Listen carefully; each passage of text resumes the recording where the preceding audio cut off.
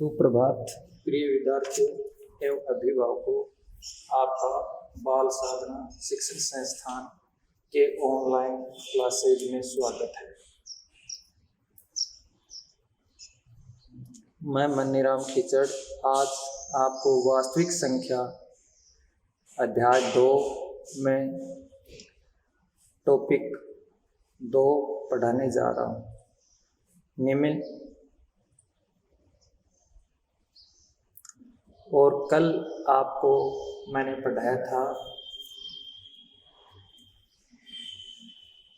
Euclid विभाजन प्रमेय। Euclid विभाजन प्रमेय क्या थी? a बराबर B Q plus R. a क्या है? भाज्य। b बराबर भाजक, q भागफल और r शेषफल। तो भाज्य बराबर भाजक गुणा भागफल प्लस शेषफल। और इस पर आधारित कल हमने पढ़ा था HCF यूक्लिड विभाजन प्रमेय से HCF बहुत इम्पोर्टेंट है।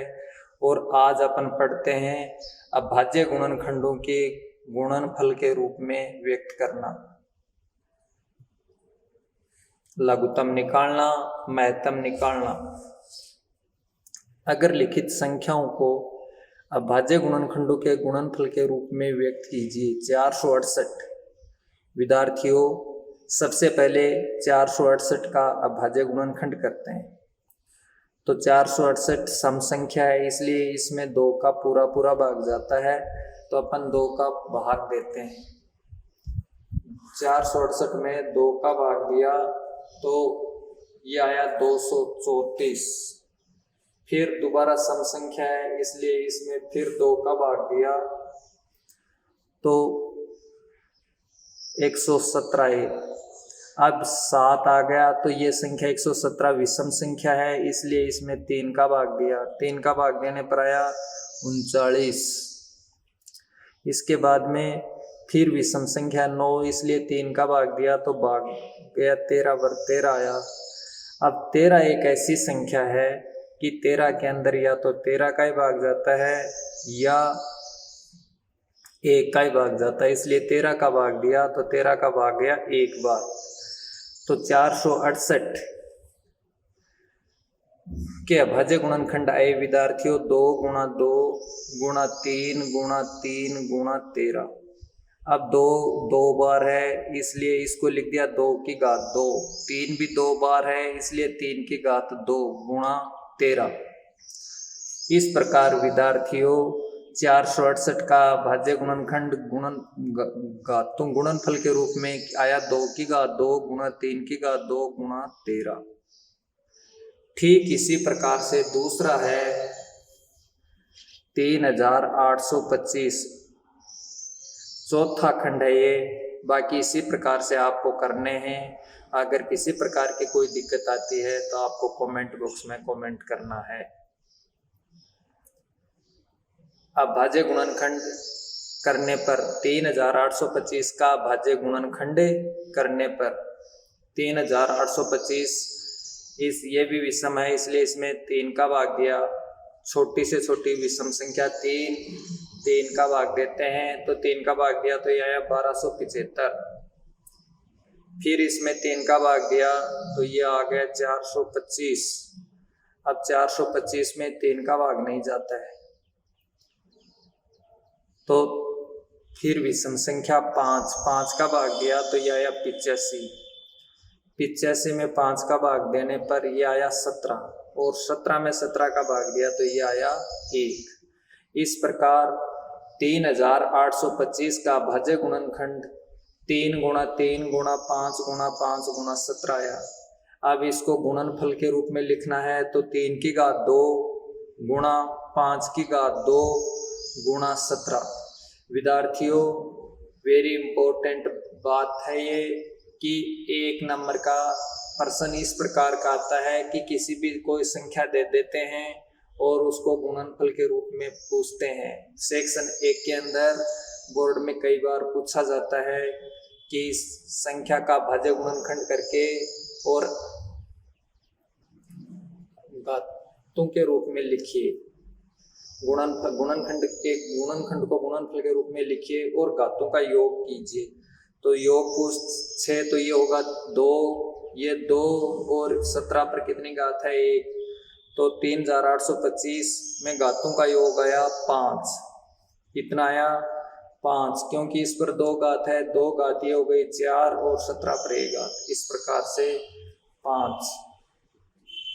अब इसके आगे है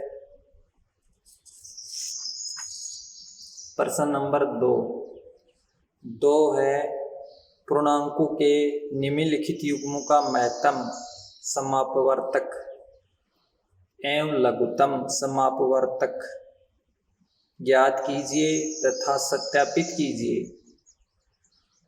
पूर्णांकों के निम्नलिखित युग्मों का महत्तम समापवर्तक एवं लघुत्तम समापवर्तक ज्ञात कीजिए तथा सत्यापित कीजिए कि HCF गुणा LCM बराबर पूर्णांकों का गुणनफल। तो 96 और 404, 96 और 404। तो विद्यार्थियों सबसे पहले अपन क्या करते हैं कि दी गई संख्याओं का अभाज्य गुणनखंड करते हैं और HCF में सबकी न्यूनतम घात लेते हैं या सबसे बड़ी उभयनिष्ठ घात लेते हैं और महत्तम के इस लघुत्तम के अंदर LCM के अंदर क्या करते हैं अभाज्य गुणनखंडों की बड़ी घात लेते हैं। तो सबसे पहले अपन क्या करते हैं कि 96 और 404 का भाज्य गुणनखंड करते हैं। तो 96 का भाज्य गुणनखंड करने पर 96 समय इसलिए 2 का भाग दिया तो 48 आया, फिर 2 का दिया 24, फिर 2 का भाग देते हैं 12, फिर 12 में 2 का दिया 6 आया, 6 में 2 का दिया 3, 3 में 3 का दिया 1। इस प्रकार 96 का भाज्य गुणनखंड आया 2 गुणा 2 गुणा 2 गुणा 2 गुणा 2 गुणा 3। 2 कितनी बार है देखो 1 2 3 4 5, तो 2 की घात कितनी लिखी विद्यार्थियों 5 और 3 की घात 1, तो गुणा 3 की घात 1। इसी प्रकार से 404 का भाज्य गुणनखंड करने पर 404 का भाज्य गुणनखंड किया तो ये भी सम संख्या है इसलिए इसमें 2 का भाग दिया, 2 का भाग देते हैं 404 में तो आया 202। अब 202 सम संख्या है इसलिए फिर इसमें 2 का भाग दिया तो ये आया 101। 101 में किसी भी संख्या का भाग नहीं जाता है इसलिए 101 का भाग दिया तो भाग गया एक बार। इस प्रकार 404 के अभाज्य गुणनखंड किया तो 2 गुणा 2 गुणा 101, 404 बराबर 2 की घात 2, 2 की घात कितनी होगी 2 गुणा 2, 2 की घात 2 गुणा 101। अब HCF ज्ञात करने के लिए अभाज्य गुणनखंडों की न्यूनतम घात लेते हैं और LCM ज्ञात करने के लिए अभाज्य गुणनखंडों की अधिकतम घात लेते हैं। तो 96 व 404 के अभाज्य गुणनखंडों की अधिकतम घात लेने पर, तो अधिकतम घात लेने पर क्या आएगा LCM 2 की घात 5, 2 की घात यहाँ पर 2 है और यहाँ पर 5 है तो 2 की घात कितनी आई 5, 3 की घात यहाँ पर 1 है यहाँ पर नहीं है तो 3 की घात 1, 101 की घात 1। इस प्रकार 2 की घात 5, 2 गुणा 2 गुणा 2 गुणा 2 5 बार, तो ये हो गए 32 गुणा 3 गुणा 101। 32 को 3 से गुणा किया तो ये हो गया 96 गुणा 101। अब LCM बराबर है 96 को 101 से गुणा करते हैं तो 96 कितना आया 96। अब अपन ज्ञात करते हैं 96 और 404, 96 और 404 का HCF, तो अभाज्य गुणनखंडों की न्यूनतम घात लेते हैं। तो 2 की घात यहाँ पर 5 है, यहाँ पर 2 की घात 2 है और जो उभयनिष्ठ होता है वो ही लेते हैं। तो इसमें देखो यहाँ पर 2 की घात 5, यहाँ पर 2 की घात 2, तो कॉमन फैक्टर कॉमन गुणन सर्वनिष्ठ गुणनखंड कौन सा हुआ 2 की घात 2, तो यहाँ पर हमने लिया 2 की घात 2। यहाँ पर 3 है यहाँ पर 3 नहीं है इसलिए इसका महत्तम होता है 1, यहाँ पर 101 है यहाँ पर 101 नहीं है इसलिए इसका महत्तम भी कितना हो गया 1। तो HCF बराबर 2 की घात 2, 2 की घात 2 का मतलब 2 बार, तो 2 गुणा 2 बराबर 4। तो HCF तो कितना है विद्यार्थियों 4, और LCM कितना आया 9696। अब सत्यापित करना है, क्या करना है विद्यार्थियों, सत्यापित। तो सत्यापित करने के लिए अपन क्या करते हैं कि लघुत्तम और महत्तम की गुणा दोनों पूर्णांकों के गुणनफल के बराबर होनी चाहिए। तो सत्यापन HCF गुणा LCM बराबर पूर्णांकों का गुणनफल, HCF गुणा LCM बराबर पूर्णांकों का गुणनफल। तो HCF तो विद्यार्थियों आपने निकाला था 4, LCM निकाला था 9696, बराबर पूर्णांक थे 96 और 404। 4 से गुणा करते हैं 9696 को, तो यह आया 38,784, और 96 को 404 से गुणा किया, ये भी आया 38,784। इस प्रकार ये सत्य है कि HCF और LCM का गुणा है वो पूर्णांकों के गुणनफल के बराबर होता है। इसी प्रकार से विद्यार्थियों ये तीसरा खंड है, 90 और 144, 90 और 144। तो ये भी अपन ठीक इसी प्रकार से करते हैं कि सबसे पहले अपन 90 का भाज्य गुणनखंड करते हैं। 90 सम संख्या विद्यार्थियों, इसलिए सबसे पहले छोटी से छोटी संख्या 2 का भाग दिया, 45 है, 45 विषम है इसलिए इसमें 3 का भाग दिया, तो 15 आया, 15 में 3 का भाग दिया, 5 आया, 5 में 5 का भाग दिया, 1 आया। अब 90 के भाज्य गुणनखंड क्या है, 2 गुणा 3 गुणा 3 गुणा 5। अब 3 देखो 2 बार है, इसलिए 90 बराबर 2 गुणा 3 की घात 2 गुणा 5 लिख दिया, 3 की घात 2 गुणा 5। ठीक इसी प्रकार से 144 का भाज्य गुणनखंड करने पर, 144 भी सम संख्या है इसलिए इसमें 2 का भाग दिया, सम संख्या है 2 का दिया, 72 है, 72 भी सम है इसलिए 2 का भाग दिया, 36 है, 36 भी सम है इसलिए 2 का भाग दिया, 18 है, 18 भी सम है इसलिए 2 का भाग दिया, 9 आया, 9 विषम है, 9 क्या है विषम, तो 9 में 3 का भाग दिया तो 3 है, 3 में 3 का भाग दिया तो कितना आया 1। इस प्रकार 144 के भाज्य गुणनखंड आए 2 गुणा 2 गुणा 2 गुणा 2 गुणा 3 गुणा 3। ये देखो 1 2 3 4, 4 तो 2 है और 3 2 है, तो इनको घात के रूप में लिख दिया, 2 की तो घात 4 और 3 की घात 2। अब विद्यार्थियों वही तरीका है इसका भी HCF और LCM ज्ञात करने का कि LCM लघुत्तम में सबसे बड़ी उभयनिष्ठ घात लेते हैं। तो LCM के लिए भाज्य गुणनखंडों की अधिकतम घात लेने पर 2 की घात यहाँ पर 4 है, यहाँ पर 1 है, तो कितनी लेंगे 4 घात बढ़ी है इसलिए 4, 2 की घात 4, 3 की घात यहाँ पर भी 2 है और यहाँ पर भी 2 है तो 1 ले ली, बड़ी घात 3 की घात 2 दोनों में समान है, 5 की घात यहाँ पर 1 है यहाँ पर नहीं है, तो लघुत्तम में तो लेते हैं, मिलती है या नहीं मिलती कोई संख्या, लेकिन महत्तम में नहीं लेते। तो LCM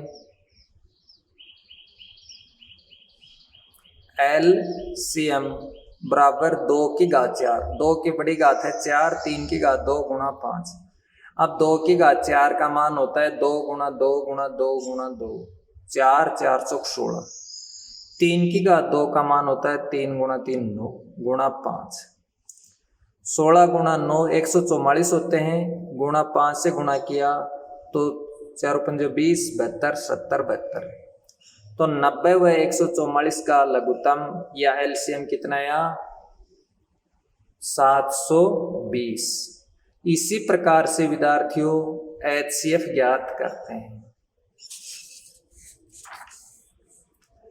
HCF के लिए अभाज्य गुणनखंडों की न्यूनतम घात लेते हैं।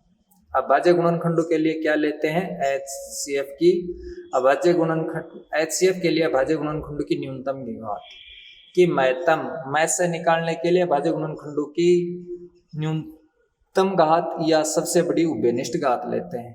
तो इसमें 2 और 3, 2 और 3 की घात 2 लिया, तो 2 3 की घात 2 का मतलब 3 गुणा 3 9, तो 2 गुणा 9 कितना आ गया 18। तो HCF तो कितना आया 18 और LCM कितना आया 720। 90 व 144 का HCF आ गया 18। अब सत्यापन करते हैं कि HCF गुणा LCM बराबर पूर्णांकों का गुणनफल, ये दे रखा है। आपको ये सिद्ध करना है कि लघुत्तम, महत्तम और लघुत्तम का गुणा वो पूर्णांकों दोनों संख्याओं के गुणनफल के बराबर होता है। तो HCF आया 18 और LCM आया 720, इनको गुणा किया तो यह आया 12,960। ठीक इसी प्रकार से दो संख्या थी 90 और 144, इनका गुणा किया तो ये भी आया कितना 12,960। इससे ये सिद्ध होता है कि HCF और LCM, HCF गुणा LCM बराबर पूर्णांकों का गुणनफल होता है, सत्य है ये। अब इसके बाद में है प्रश्न नंबर 3। प्रश्न नंबर 3 विद्यार्थियों, नोट्स की PDF आपको डिस्क्रिप्शन में मिल जाएगी।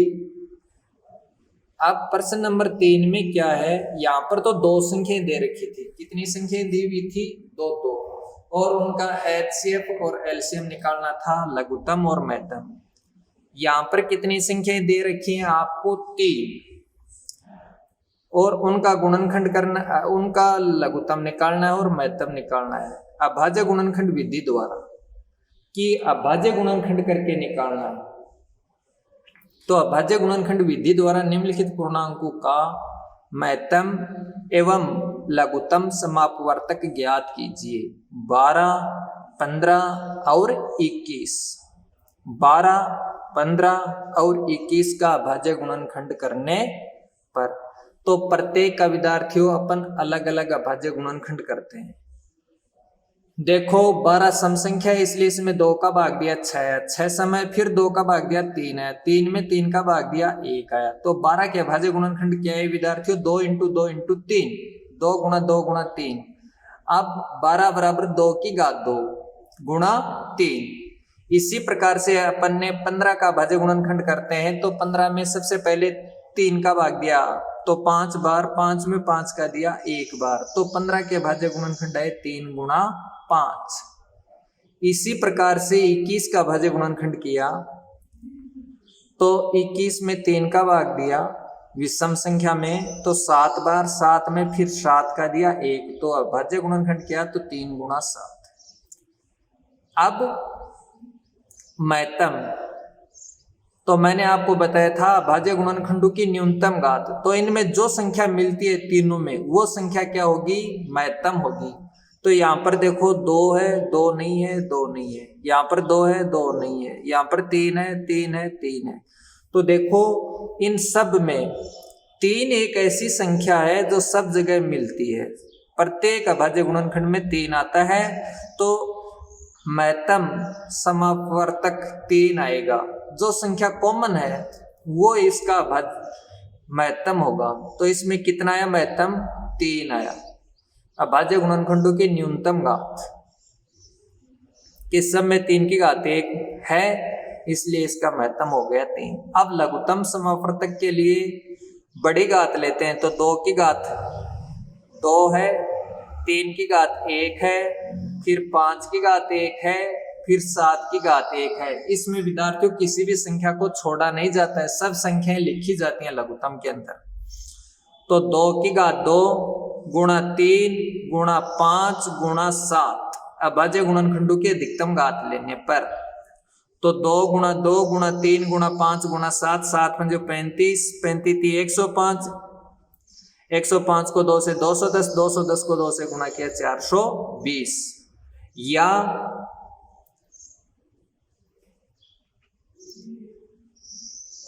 2 गुणा 2 गुणा 3 गुणा 5 गुणा 7। अब 2 को 2 से 4, 4 को 3 से 12, 12 को 5 से गुणा किया 60, 60 को 7 से गुणा किया तो 720। तो विद्यार्थियों जब 3 संख्याएं दे रखी हैं तो उनका महत्तम तो इस प्रकार से ज्ञात करते हैं। महत्तम आया है 3 और लघुत्तम आया है 420।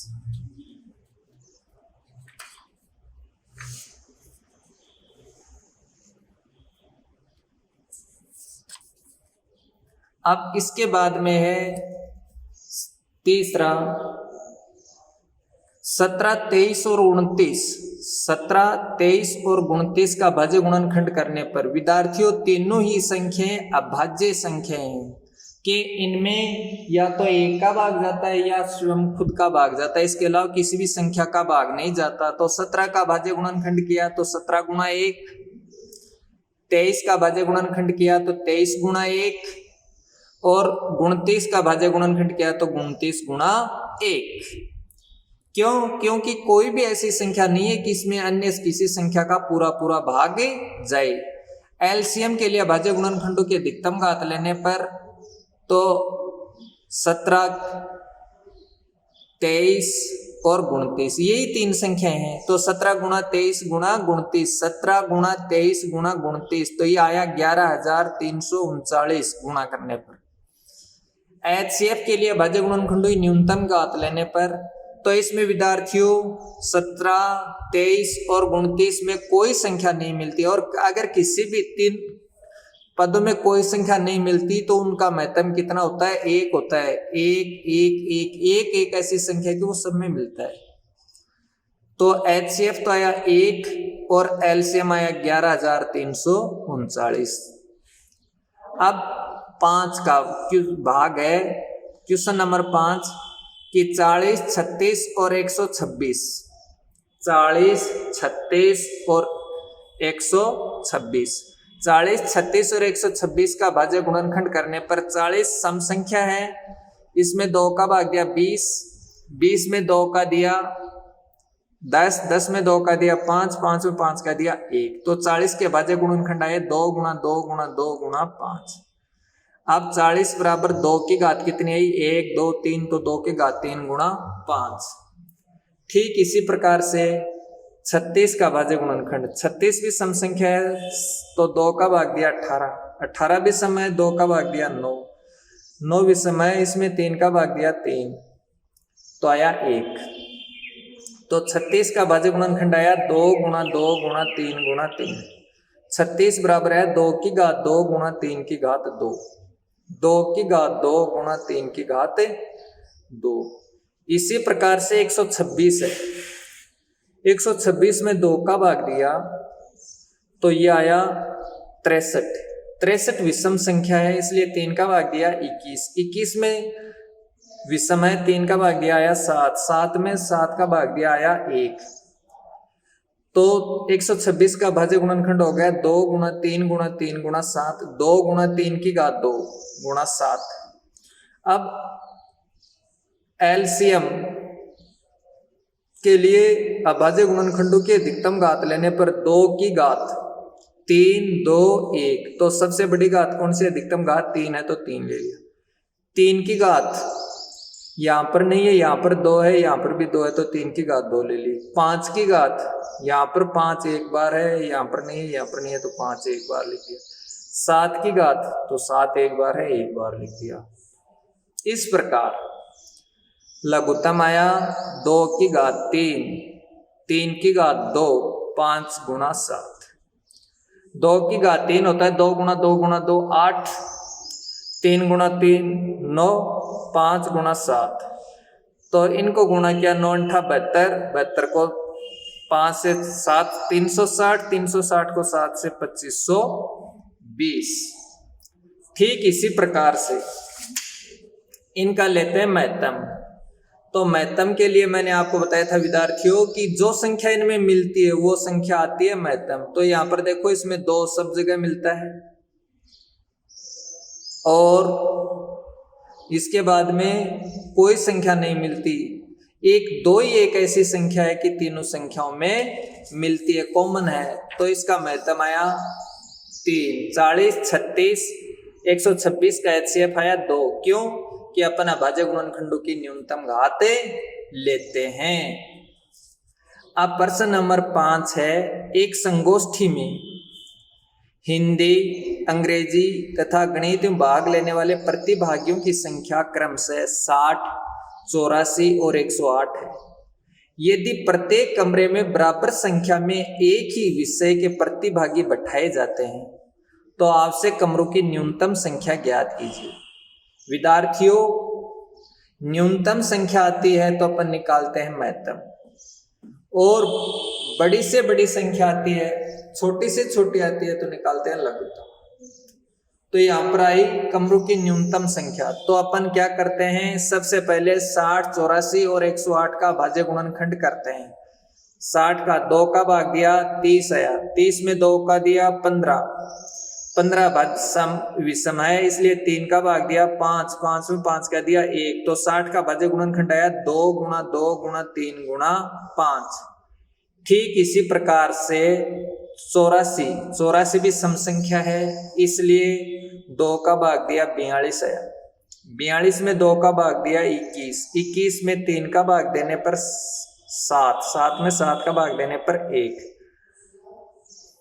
तो 84 का भाज्य गुणनखंड आया 2 गुणा 2 गुणा 3 गुणा 7। ठीक इसी प्रकार से अपन 108 का भाज्य गुणनखंड करते हैं। ये भी सम संख्या है, 2 का भाग देने पर आया 54, 2 का भाग दिया 27, 27 विषम है इसलिए 3 का भाग दिया 9, 9 में 3 का दिया 3, 3 में 3 का दिया 1। तो 60 का भाज्य गुणनखंड करने पर आया 2 गुणा 2 गुणा 3 गुणा 5। 84 का आया 2 गुणा 2 गुणा 3 गुणा 7। 108 का आया 2 गुणा 2 गुणा 3 गुणा 3 गुणा 3।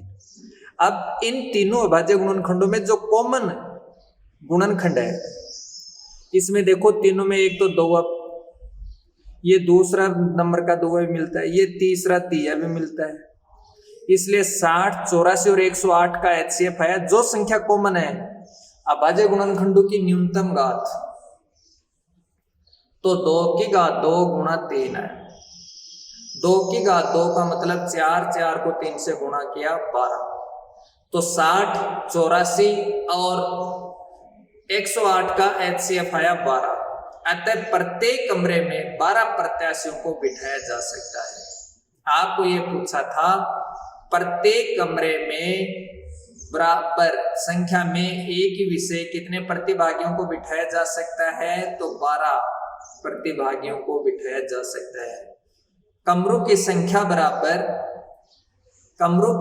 बराबर हिंदी के कितने हैं, 60, 60 में 12 का भाग दिया 5, 84 में 12 का भाग दिया 7 और 108 में भाग दिया 9। तो इस प्रकार प्रतिभागियों की कमरों की संख्या आ गई 21।